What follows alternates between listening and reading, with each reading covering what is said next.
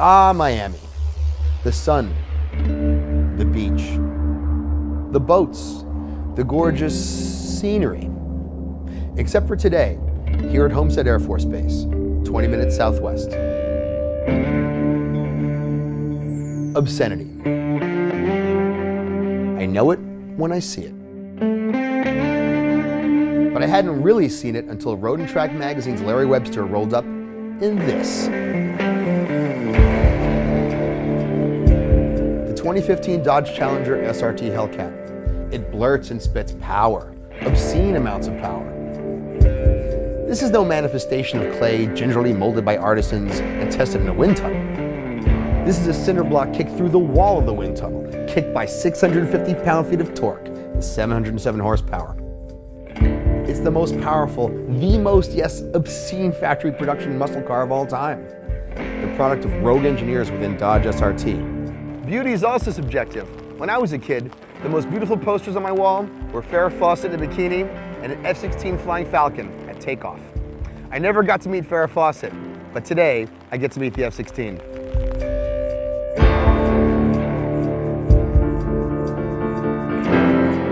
This is the F-16C Fighting Falcon. Like the Hellcat, the product of rogue designers within the Department of Defense, known as the Fighter Mafia. It might be raining, that makes absolutely no difference to the F-16. Originally a daytime air superiority fighter, through upgrades, FLIR targeting system, ECM pod, underwing fuel pods, the F-16 can handle anything, including this. I wouldn't want to be one of the Russian bears in the Gulf of Mexico trying to sneak around. They got no shot against the Flying Falcon. Today, we get to see what happens when beauty and obscenity meet in the same place.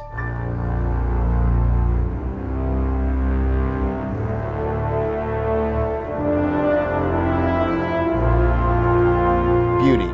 I know it when I see it, and it is about to meet the obscene here on a runway at Homestead, home to the fighting Makos of the 482nd Fighter Wing.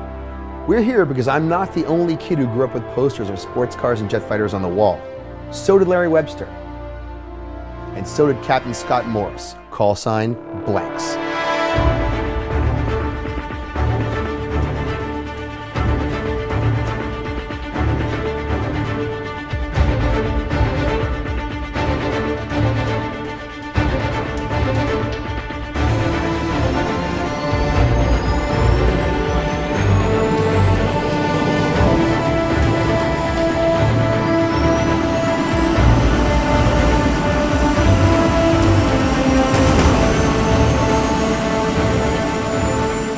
You don't need to be Stephen Hawking to know an F-16 will outrun a Hellcat in a drag race, eventually.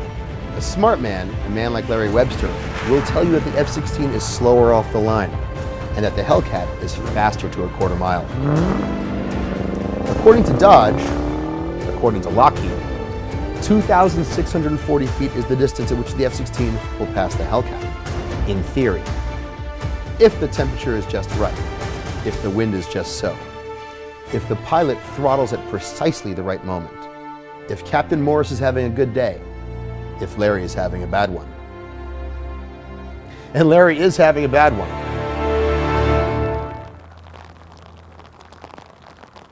It's raining. This isn't San Fran or New York or even Boston rain. This is Miami, edge of hurricane, almost monsoon, make your Allstate property claims agent cringe rain. But look how wet it is. I mean, we have the car, that if ever there was a car that was gonna have a problem with the power fighting the computer, it's this car to lay that power down on the runway in this level of wet. Well, I'm counting the computer to figure everything out and just do it for us, right? Oh, well. I like that little optimism. The Hellcat is going to lose. The only question is, by how much? No, he'll be in the air at the first half mile. Are you sure? Yeah. I think, see that shed? Yeah. Tell me we're ahead of him by the shed. I'll bet you 20 bucks we're still ahead of him by that shed. Okay. 20 bucks. 20 bucks? 20 bucks. What? 5, 4. Go, go, go.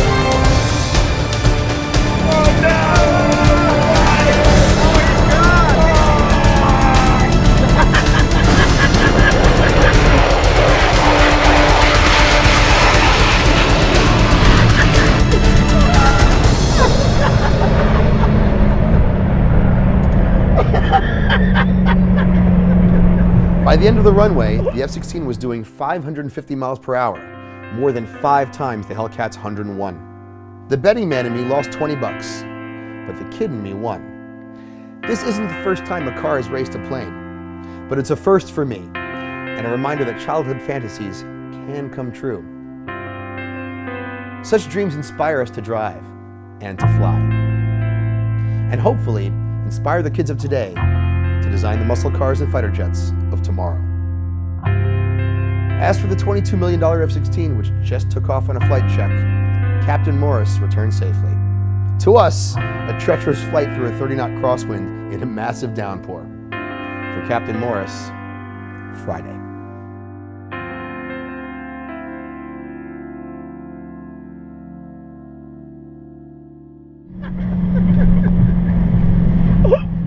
I could not get this thing to even think about it. Did you feel like, yeah.